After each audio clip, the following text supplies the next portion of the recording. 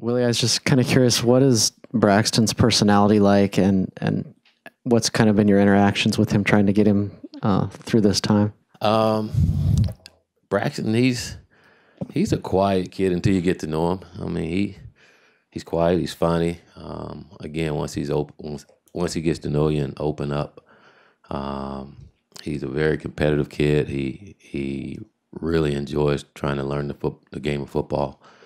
I just constantly talk to him about trying to get better, not trying to necessarily win the game for us, but just run our offense and be efficient with it, and when there's plays to be made, we got to make them, especially plays that we know. We got to capitalize on those plays, and don't try to do too much. Don't do more than what we're asking you to do, and that's hard because he is a competitive guy, and he really want to help this football team, But and last week I thought he got better. I thought he did some good things for us, But he just got to continue to come and I said this before, and it's so true. His guys around him got to step their game up and help the kid.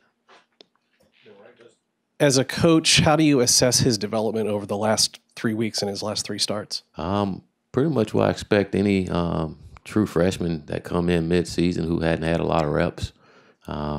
He's about where you expect for them to be, or kids, they make the mistakes that they would have made in spring and training camp. He's making them in games, and it's unfortunately, but he cut back on some of those mistakes in the game, but he's still making some, and we need for him to just continue to try to improve and more importantly, don't turn the football over. I think if he don't turn the football over, or we don't turn the football over overall, we give ourselves a better chance of winning some of these games.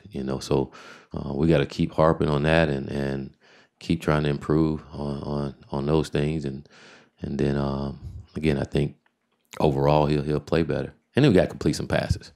We got to get some guys open. Guys got to get open for them, and when they are open, then we got to complete them. Willie, has Braxton's toughness sort of impressed you a little bit? Obviously, he's not the biggest guy for a quarterback, but he's out there getting hit pretty hard, and it seems like he just bounces right back up and gets in there. Yeah, he's a tough kid, really tough kid, and I like for him to slide and be soft when it comes to that part of it at times. Again, that's just the competitive part of him. And again, he's just this time last year he was playing a high school game, so he hadn't had a whole year in the weight room and getting bigger and stronger. But for him to get up like he's been getting up has been good to see. And we got to make sure that we keep guys off of him and not let guys pile up on him. That's what we have to do as a football team, and take care of our guy. Coach, in the middle of the game, you shifted around the offensive line on that right side. What prompted that decision, and how do you think those guys did on the right side? Well, we did that. That was a plan going into the game. Capper was going to start, and then we're going to move Throckmorton down the guard and put Brady at tackle. We had practiced that the week with Jake being out, and just trying to find ways to get movement and spark our offense, and given both those guys had a good week of practice, and we just try our best to get the guys in there that can help us move the football. You named Braxton the starter midweek last week. Is that to assume now this isn't a week-by-week basis and you're just going to ride with him until Justin's back? Yes. What did you like in that in Braxton's play to make that decision? Well, I think he's doing some things, and he gives us a better chance of moving our offense with some of the things that we can do. And again, considering he didn't have a lot of reps and where he's going right now, I think he's getting better each week. And like I say, he gives us a better chance. We can do a little more with him being back there. Coach, Braxton's more of a kind of a scrambler kind of guy. He's going to leave that pocket and roll, and he throws pretty well on the run. Do you find your receivers need to adjust their routes more because of the style of quarterback he is? Not necessarily adjust their routes. We just got to get open. There's times where we're not getting open. We're not getting off the press and getting open, and we have to. And then when they do get open, we just got to execute the plays, whether it's on the run or in the pocket.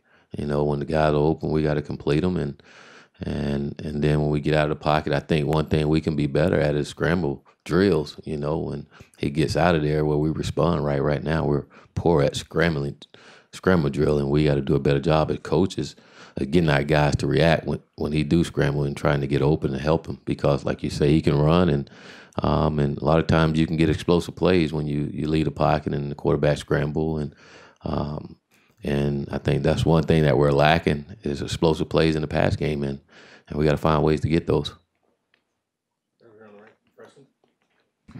You just talked about explosive plays in the pass game. What's like the best, case scenario offensively for you guys, given the current quarterback situation? And what do you need on offense to break through and win a game here?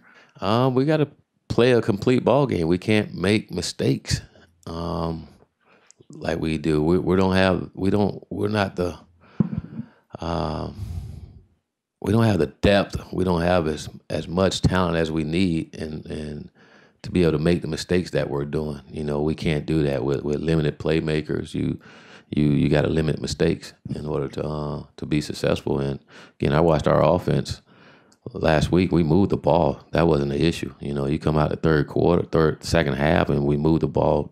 The first 3 drives, we crossed the 50-yard line, and then we start to make mistakes. And those all self-inflicted mistakes. And we can't do that, and I think sometimes having explosive plays help at that, where you don't have to have a long drive, but those are things that we got to correct. When we're moving the ball, we're doing things well. Keep moving the ball, keep doing it well. Don't try to do more than what we're doing, and that's probably the most frustrating thing right now is that we do move the ball. We're making some plays, and then we cross the 50-yard line for some reason. We're just having a brain fart and not executing plays that we know we're capable of doing. Your linebackers had to be Iron Men in that game. How do you feel like they held up, and does that figure to be the case going forward for Hollins, Jimmy, Troy, Lamar? I thought our guys played well. I thought Hollins played well, one of his better ball games. I thought Lamar Winston played really well in that ball game. Troy's been doing what Troy's doing all year long. Jimmy came in and helped, but we have to play better on the defense side of the ball as well. We need to get some takeaways. It's hard to win, even when you have everybody you need. It's hard to win. You don't get any turnovers, and so it's important that we take the ball away, and we didn't do that in that ball game, and then we got to be better on third down. What's the mindset of the team like as they prepare to go against a former teammate and a lethal weapon in Carrington? Go to practice, prepare well, and get ready to go out and try to play our best ball game to try to win. I don't think we're going in saying, hey, we got to stop Darren Carrington. We got to go and play better than what we played. It don't matter who's on that other side of the ball. I think our mindset as a team right now is that we need to get us right. It's not about whoever we're playing. It's about us. I think when you really look at the ball games, we're not getting dominated by anybody. We're just stepping on our own. We're in our own way, and we got to get out of our own way. And sometimes that happens with a young football team, that we just tend to get in our own way, and we can't do that. Willie, what does a guy like Darian Felix bring to the run game, and how different is his run style compared to Royce or Kanai or TBJ? Darren is smooth when he runs. He's smooth. He can stop on the dime and start back fast. He's strong, great vision. He's never in a hurry. He's always, again, is smooth and I'm trying to think of a good analogy for you there. He's a good football player, and it tends every time except one time last week, but every time this year we put the ball in his hand, he tend to do something well. He's just one of those kids, you get the ball in his hand, and he have a tendency to break one of them, and we got to continue to find ways to get him the ball and some of our other playmakers to find a way to spark some on our offense to get going.